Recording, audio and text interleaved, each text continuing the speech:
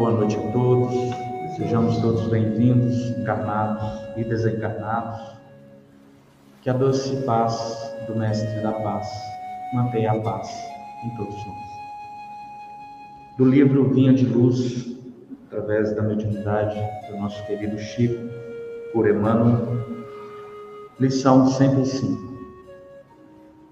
Paz do mundo e paz do Cristo. Jesus, no Evangelho de João, capítulo 14, versículo 27. A paz vos deixo, a minha paz vos dou. Não vou-la dou como o mundo a dá. É indispensável não confundir a paz do mundo com a paz do Cristo. A calma do plano inferior pode não passar de estacionamento. A serenidade das esferas mais altas significa trabalho divino a caminho da luz imortal. O mundo consegue proporcionar muitos acordos e arranjos nesse terreno, mas somente o Senhor pode outorgar ao espírito a paz verdadeira. Nos círculos da carne, a paz das nações costuma representar o silêncio provisório das baionetas. A dos abastados inconscientes é a preguiça improdutiva e incapaz. A dos que se revoltam no quadro de lutas necessárias é a manifestação do desespero doentio. A dos ociosos sistemáticos é a fuga ao trabalho. A dos arbitrários é a satisfação dos próprios caprichos. A dos vaidosos é o aplauso da ignorância. A dos vingativos é a destruição dos adversários. A dos maus é a vitória da crueldade. A dos negociantes sagazes é a exploração inferior.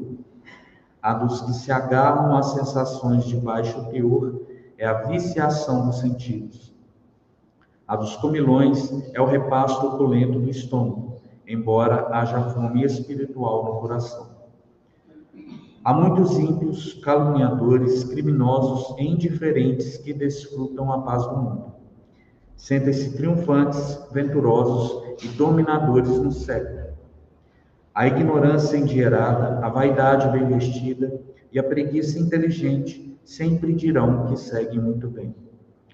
Não te esqueças, contudo, de que a paz do mundo pode ser, muitas vezes, o sono enfermiço da alma. Busca, desse modo, aquela paz do Senhor, paz que excede o entendimento, por nascida e cultivada, portas adentro do espírito, no campo da consciência e no santuário da oração, do coração. Senhor Deus, nosso Pai, mais uma vez aqui reunidos em nome do nosso Mestre Jesus, somos gratos pela oportunidade de mais uma experiência na roupagem física, com os nossos amigos, com os nossos companheiros de caminhada, com os nossos familiares e principalmente com os nossos adversários, que nos põem à prova o que viemos aprendendo há tantos milênios. Agradecemos, Senhor, pela oportunidade de estarmos nesta casa na noite de hoje, aprendendo mais a respeito do Teu Evangelho. Agradecemos a espiritualidade que sempre está ao nosso lado, nos conduzindo, nos intuindo, nos inspirando a seguir os melhores caminhos para a nossa evolução moral e espiritual. Agradecemos a toda a equipe de Bezerra de Menezes, que continua cuidando da nossa saúde espiritual, mental e física. Agradecemos a esta casa, que nos dá a oportunidade de nos encontrarmos em nome de Jesus, de aprendermos, de estudarmos, de trabalharmos e principalmente de convivermos uns com os outros. Pedimos, Senhor, como eternos pedintes que somos, que continue nos abençoando, nos amparando, nos cobrindo com a Tua misericórdia, a Tua graça e o Teu amor. Pedimos em especial a espiritualidade, que cubra a nossa irmã Severina com as suas bênçãos e que ela possa ser instrumento da luz que rege esta casa. E que as palavras que saírem de sua boca sejam uma luz no coração de cada um, encarnado e desencarnado. E assim, Senhor, com o coração grato, cheio de alegria, pedimos as tuas bênçãos para iniciar a palestra da noite de hoje. Severina, tome seu lugar.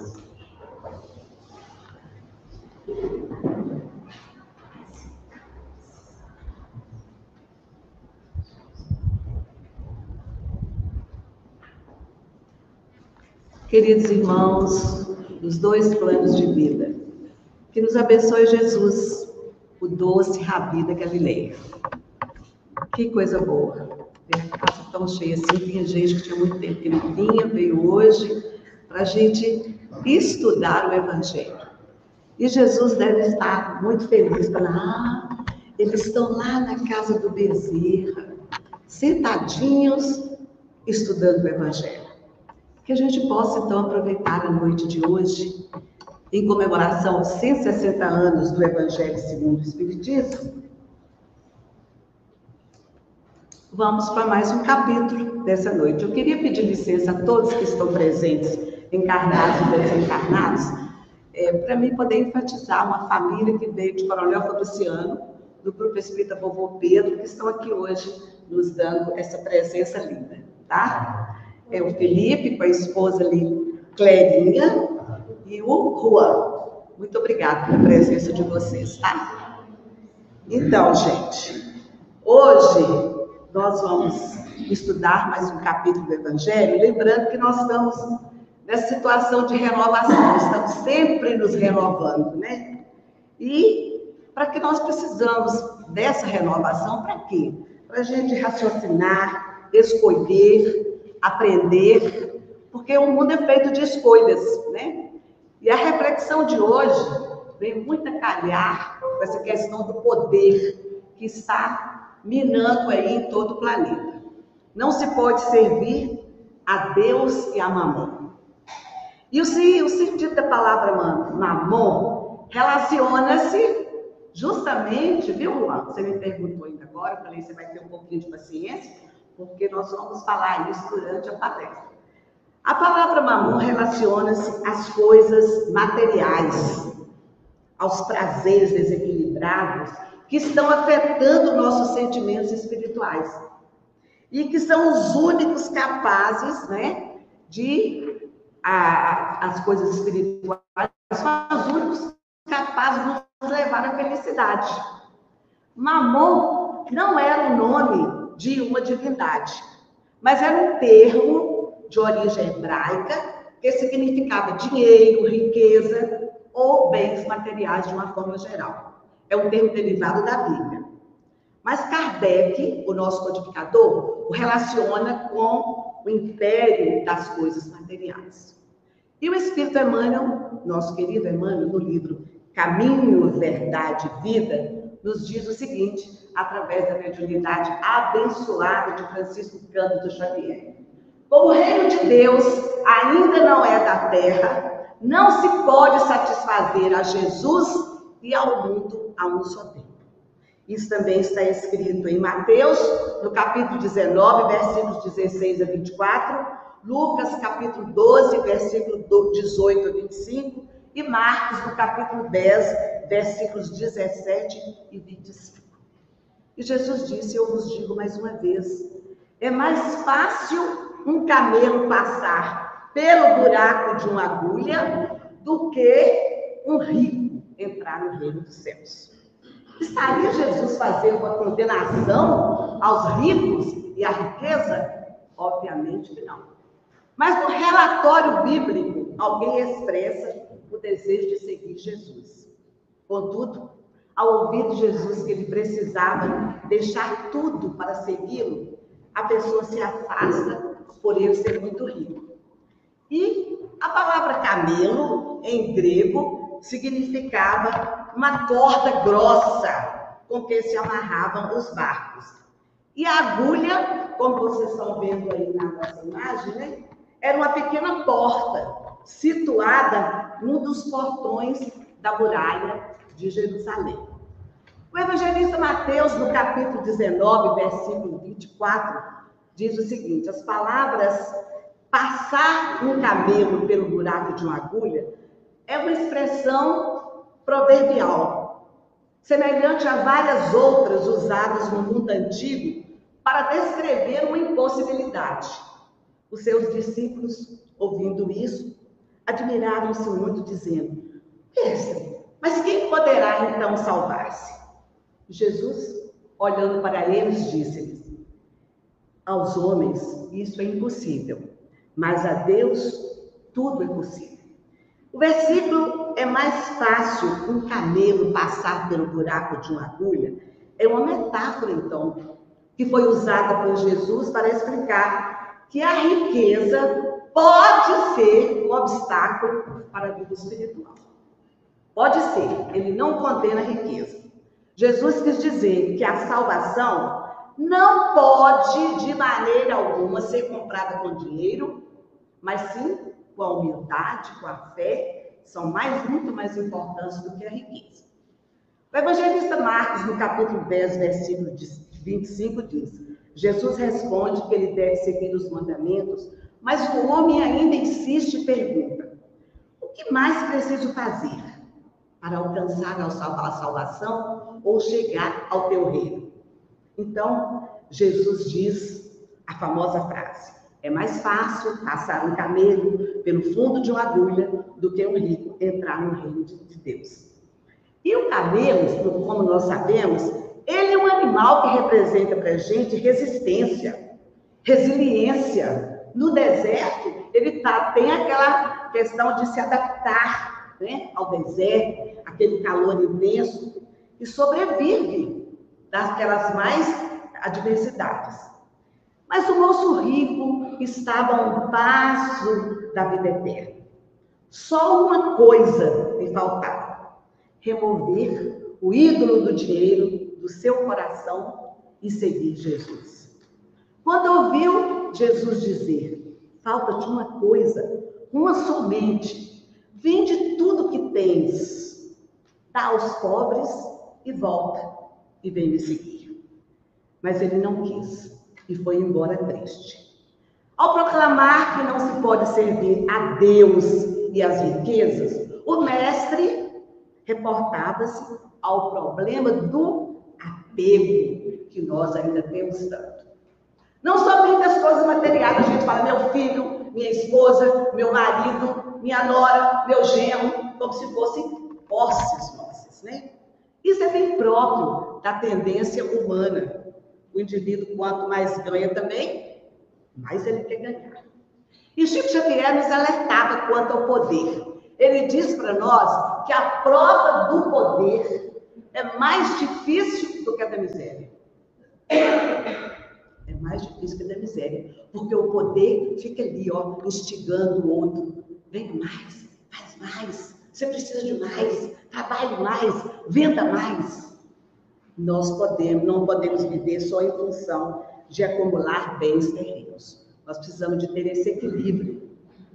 Mas eu não posso almejar ficar bem financeiramente? Isso é errado? Não foi isso que Jesus quis dizer. Não foi isso que Jesus quis dizer.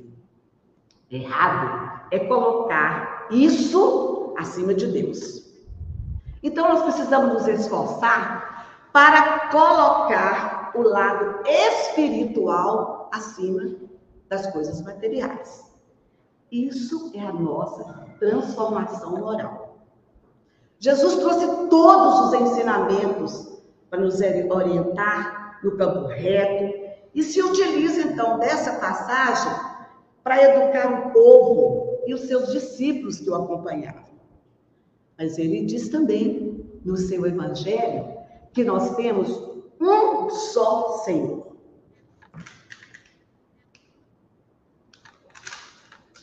Um só Senhor, Jesus Cristo.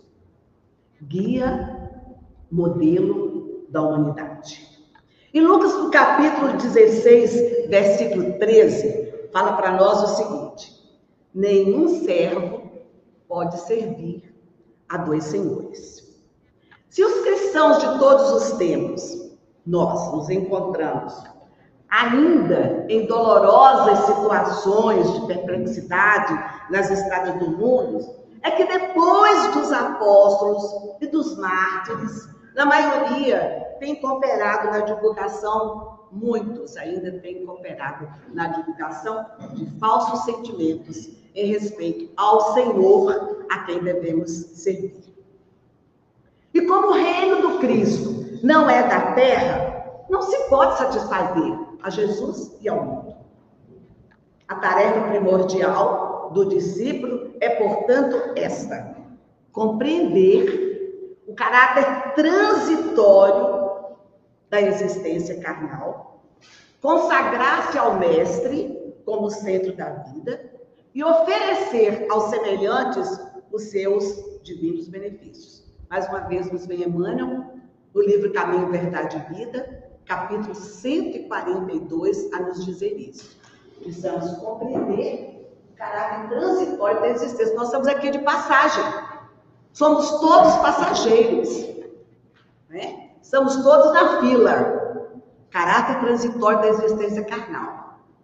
Precisamos nos consagrar ao Mestre como centro da nossa vida, a nossa bússola norteadora, e oferecer aos semelhantes os nossos divinos benefícios que nós tivermos.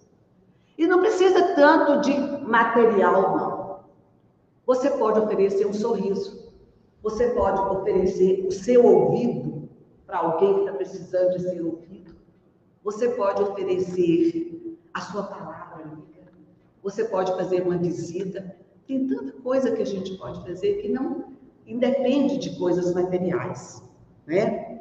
Então, meus irmãos, complicava-se, porque ao invés da riqueza para aproximar-se de Deus, afastava-se de Deus para servir a riqueza. E aí eu trouxe um personagem que muita gente conhece, o Pato Donald, né? Ele não trabalhava, mas ele vivia aí, ó, mergulhado nas suas moedas. Tio Batista? Falei, Pato Donald. Segunda vez que é o tio Batista. Não é? Cada vez mais que ele tinha, mais ele queria adquirir e nunca estava satisfeito. Eu coloquei Pato Donald, você acredita? E é tio Batista. Muito obrigada por ter me ajudado. É tudo passo. Muito obrigado, meu irmão. É tudo passo, é tudo da mesma família. Então ele era esse jeito. Não trabalhava, mas vivia lá, mergulhando nas suas moedas. E quanto mais ele tinha, mais ele queria adquirir.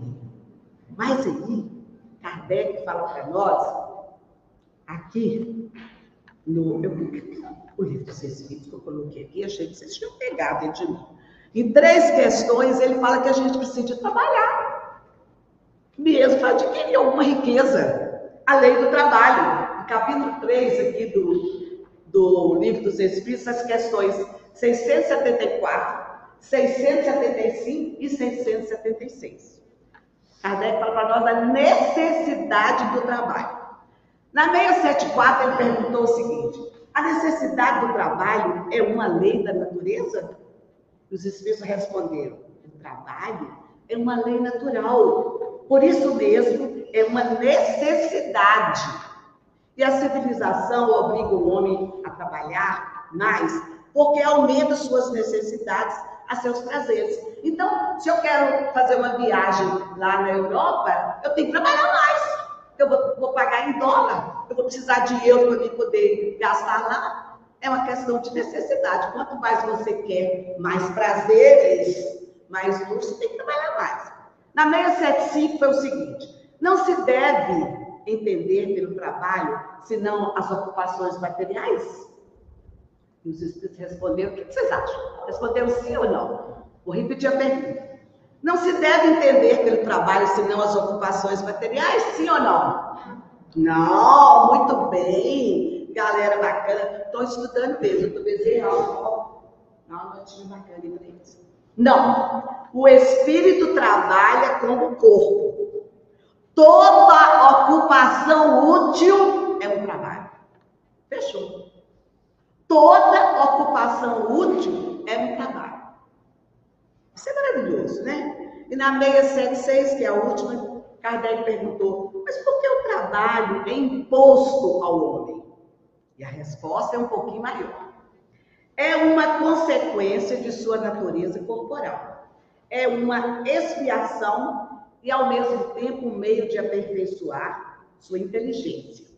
Sem o trabalho, o homem permaneceria na infância da inteligência. Por isso, ele não deve seu sustento, sua segurança e seu bem-estar, senão ao seu trabalho e à sua atividade. Aquele que é muito fraco de corpo, Deus deu a inteligência para isso suprir, mas é sempre um trabalho. Então, aprendemos hoje também, quem havia esquecido, né, que toda ocupação útil é trabalho. Mas a fortuna tem sido empecilho de progresso moral para os seres humanos. Isso em todas as épocas da humanidade. Por isso Jesus trouxe esses ensinamentos para nos orientar, trilhando o caminho reto.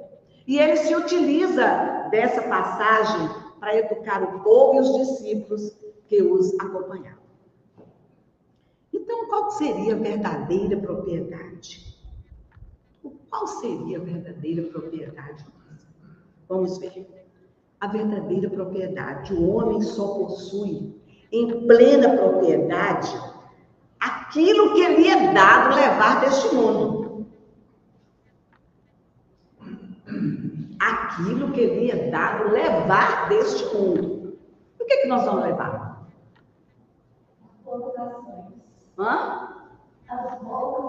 As boas ações. Beleza. O que mais? A nossa conhecimento. Nosso conhecimento, a nossa inteligência, as nossas virtudes. Tá vendo? Portanto, a verdadeira riqueza é a soma dos conhecimentos e das qualidades morais armazenadas em cada um de nós. Mas tem muita gente que quando adquire alguma posse, né? Muita gente mesmo ganha na loteria, se não souber administrar, é igual assim, essa areia que vai soltando das mãos. E Kardec diz que a fortuna vos tenha vindo da família, que você tenha ganhado com o trabalho, mas uma coisa que nunca devemos esquecer, que tudo promana de Deus e tudo retorna a Deus.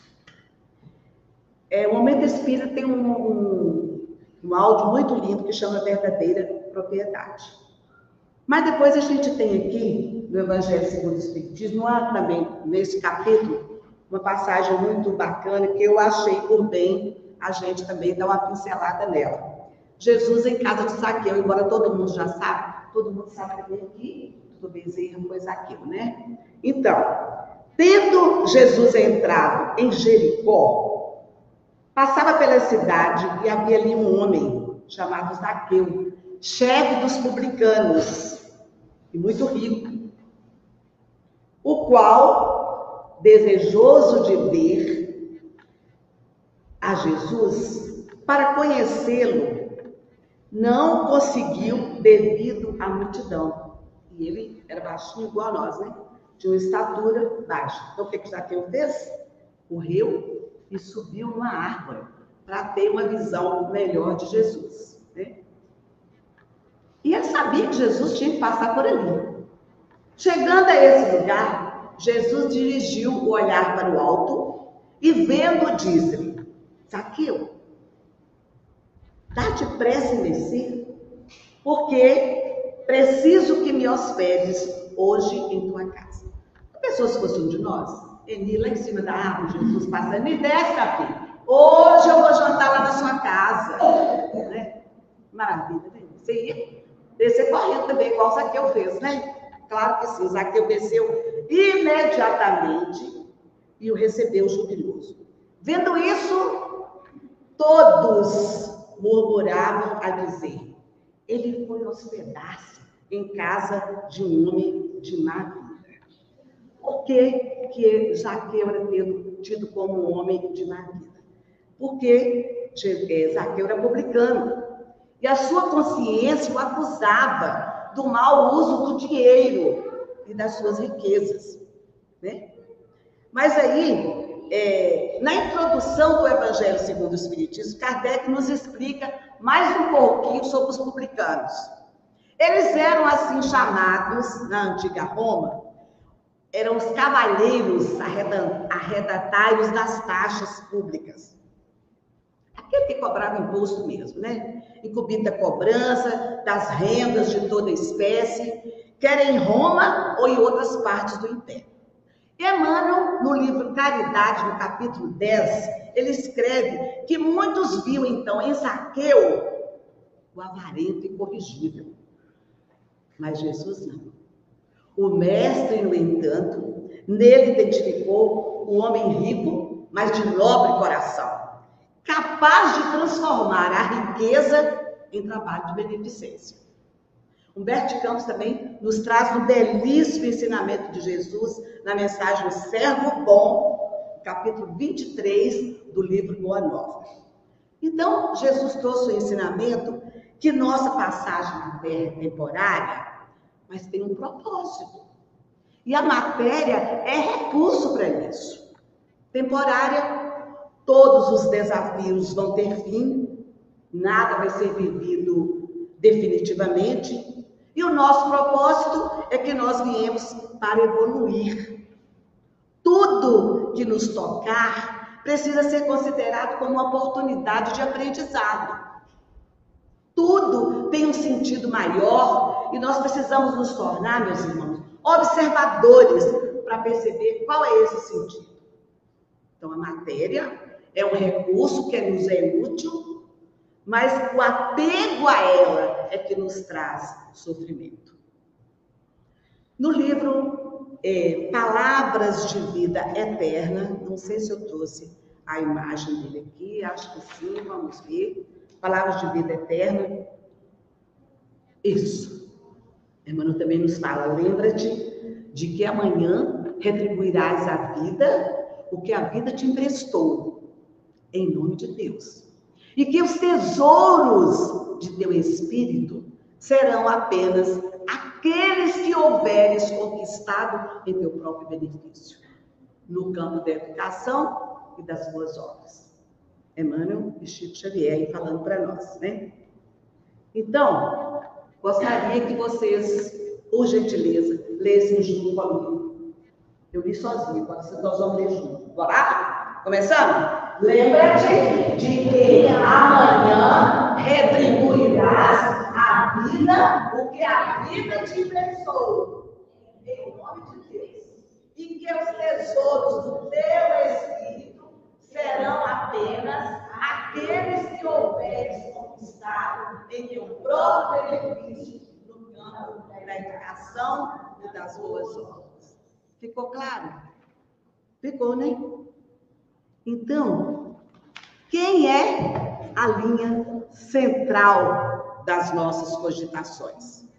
Quem é o nosso Senhor? É o Cristo, Jesus. Ele é a linha central das nossas cogitações. Ele é o único Senhor. Por isso que ele nos diz, amai-vos uns aos outros. Esse é o melhor emprego da fortuna, o amor. Nós temos que ter responsabilidade. Precisamos interiorizar a mensagem de Jesus. Não é somente ler, não. É colocar em prática. Evangelho é para se vivenciar no dia a dia, né? E aí, essas lições do Evangelho vão nos despertando do automatismo, dos vícios que nós ainda temos e que nos impulsiona a outros patamares fora do sofrimento. Põe a tua riqueza sobre uma base segura. A riqueza da inteligência deve te servir como ouro. Difunde em teu benefício instrução. Distribui a teus irmãos os tesouros do amor e eles frutificarão. A nossa tarefa, portanto, meus irmãos, é compreender o caráter transitório da nossa existência carnal, nos consagrarmos ao Mestre, como centro da nossa vida e oferecer aos nossos semelhantes os nossos divinos benefícios. O homem só possui aquilo que pode levar consigo após o desencarne. Nada mais, nada menos do que isso. E como a Mônica bem lembrou, as virtudes são as riquezas a quem devemos dedicar mais tempo e energia.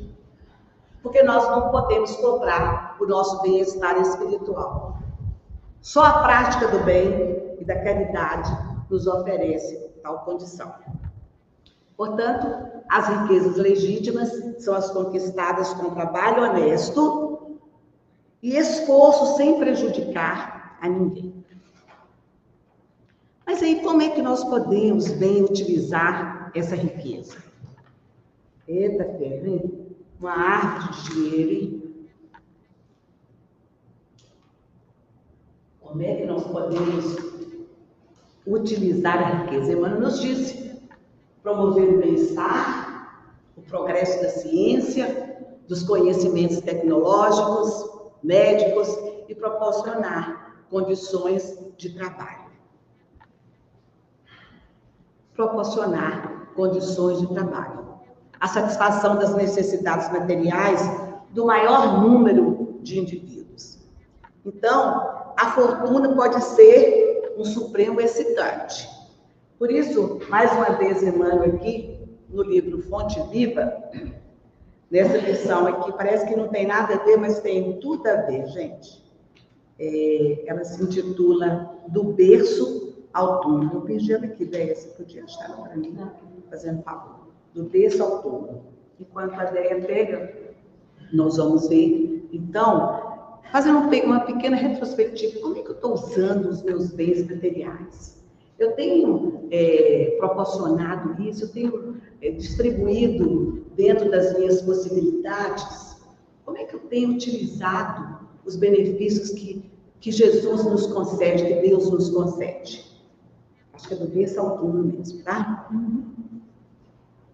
Quando ela acha, nós vamos ver. Ah, não posso nesse ainda, não. Daqui a pouco eu vou nesse, gente. Por isso, gente, a dificuldade da prova da riqueza, né? A prova do poder é a mais difícil do que a da miséria, já dizia Chico Xavier. E aí, a gente, enquanto você acha, vou passando para frente, tá? Vou passando para frente. Uma historinha, a águia das asas partidas. Ele possuía muitas riquezas. Tinha as arcas abarrotadas de ouro e gemas preciosas. A juventude lhe sorria. E os amigos sempre se faziam presentes nos seus banquetes. Habituara-se a dormir em seu leito de ébano e marfim. Dormir e sonhar. Em seus sonhos misturava-se a realidade das tantas vitórias que lhe enriqueciam os dias e o desejo de paz que ainda não fluía. Ele amava as corridas das vigas e quadrigas e recentemente comprara cavalos árabes fogosos e os escravos estavam adestrando durante dias. Tudo apontava para a vitória dele nas próximas corridas no porto de Cesareia.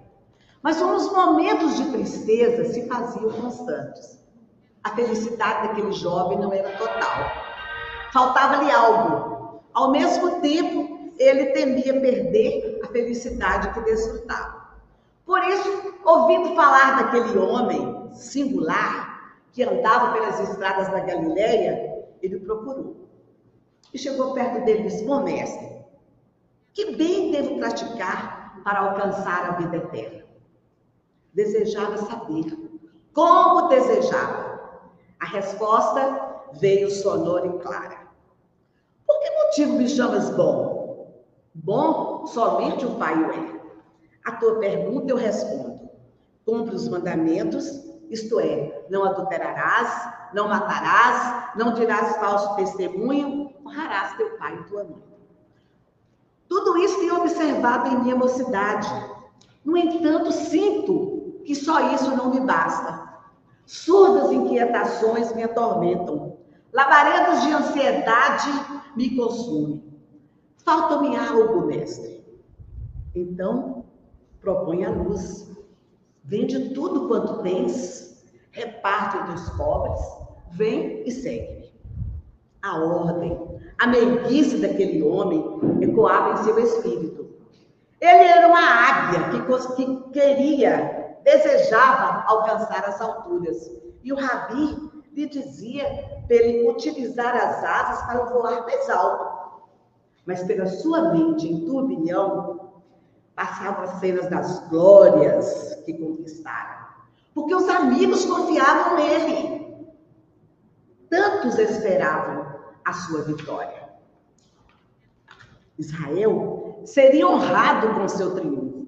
Sim, ele podia renunciar aos bens da família, mas ao tesouro da juventude, às riquezas da vaidade atendida, aos caprichos sustentados, seria necessário renunciar a tudo.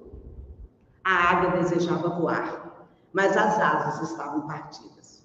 Recordava-se o jovem que os amigos estavam esperando na cidade para um banquete previamente agendado. E no estremecimento, ele se ergue e diz para Jesus: não posso agora, perdoa-me.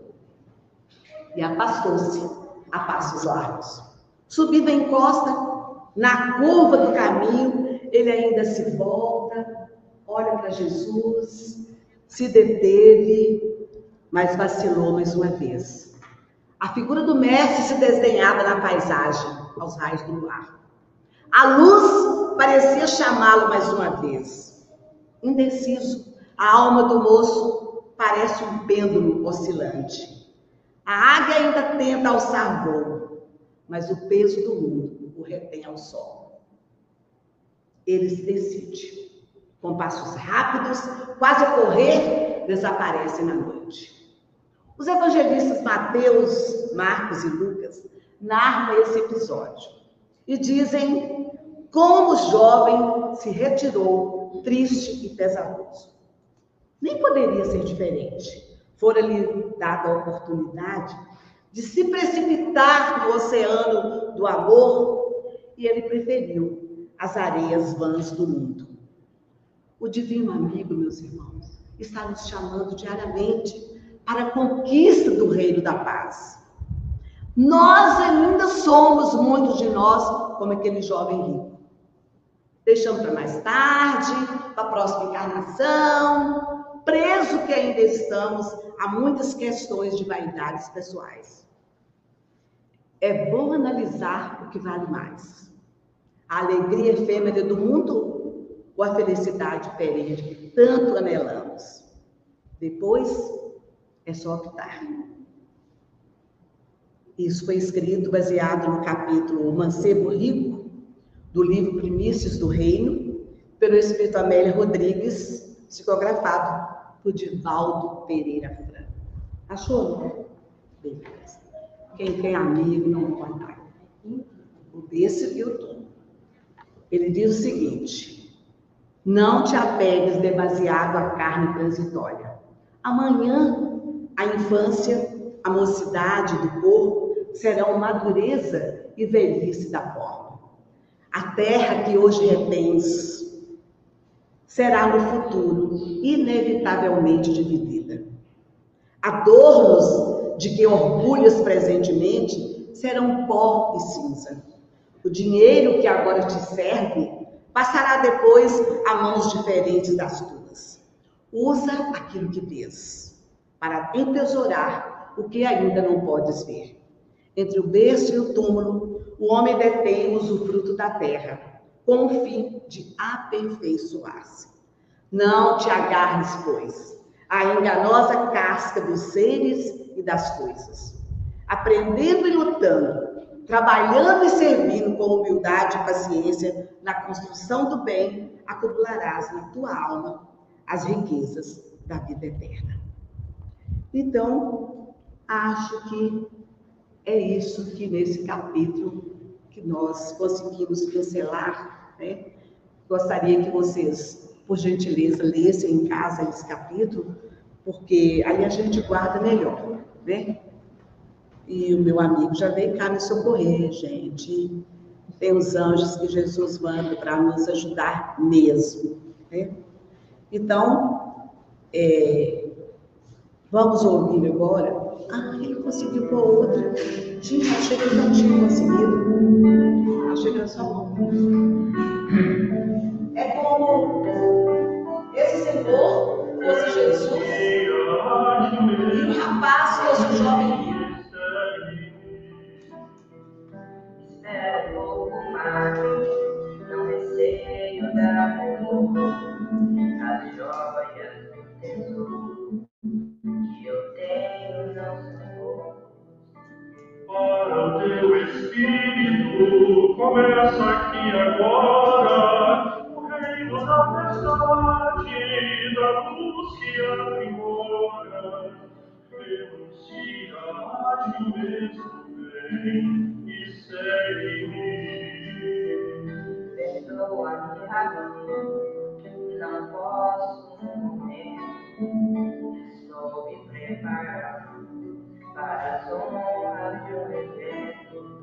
Não há o que esperar, não percas o teu tempo, pois nega a ti mesmo e faz de ti meu reino.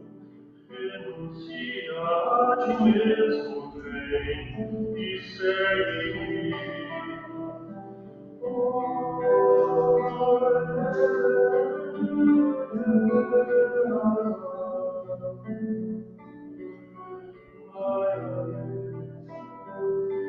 Renuncia a ti mesmo, vem e segue-me. Espera um pouco mais, não receio da flor, as joias e o tesouro que eu tenho não são poucos. Para o teu espírito começa aqui agora o reino da verdade, da luz que aprimora, renuncia a ti mesmo, vem e segue-me. Perdoa-me, Rabi, não posso no momento, estou me preparando para as honras de um evento. Não há o que esperar, não percas o teu tempo, pois nega-te mesmo e faz de ti meu reino.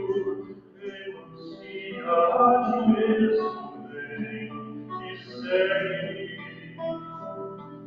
Renuncia a ti mesmo, vem e segue.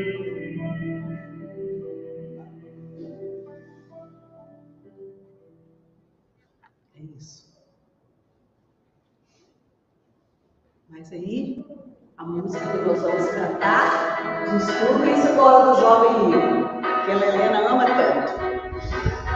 E aí a gente vai cantar junto, para encerrar, agradecendo a Jesus essa oportunidade que nos dá, né, de vivenciarmos o Evangelho, de estarmos aqui juntos, nos melhorando a cada dia. Bora, gente?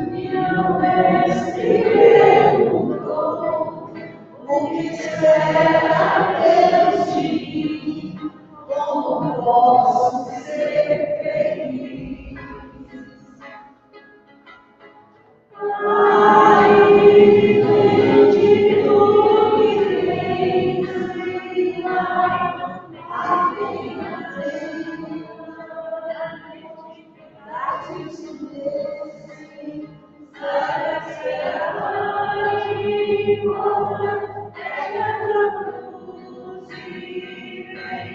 segue comigo assim, sem nada pedir, terás tudo em mim.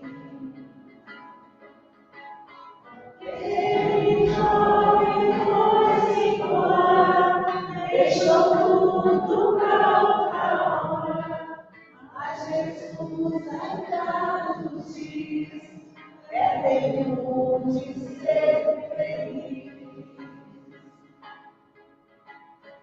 Ai,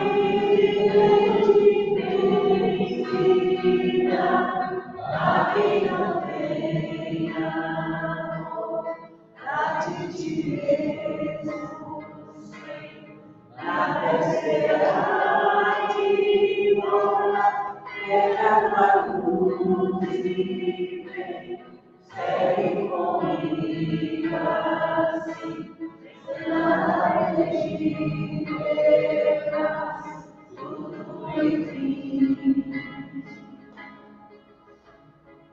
Então Jesus está aqui, de braços abertos, nos chamando, vem, meu jugo é leve. Vem você que está triste, você que está com síndrome de pânico, você que está se sentindo infeliz. Vem, eu estou te acolhendo. Não há mais tempo a perder, meus irmãos.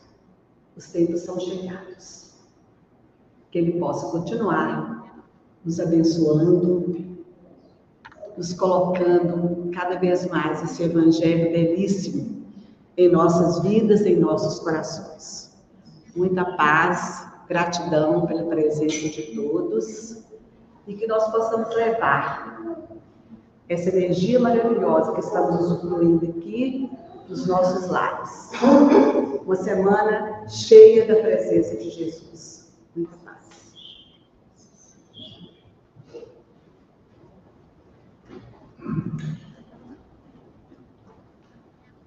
Tia Célia, que maravilha, né? Eu até tentei achar a mensagem ali que ela estava procurando, mas aí fez um barulhão e eu desliguei rápido. As vibrações foram maravilhosas. Amo vocês. Gratidão, tia Célia.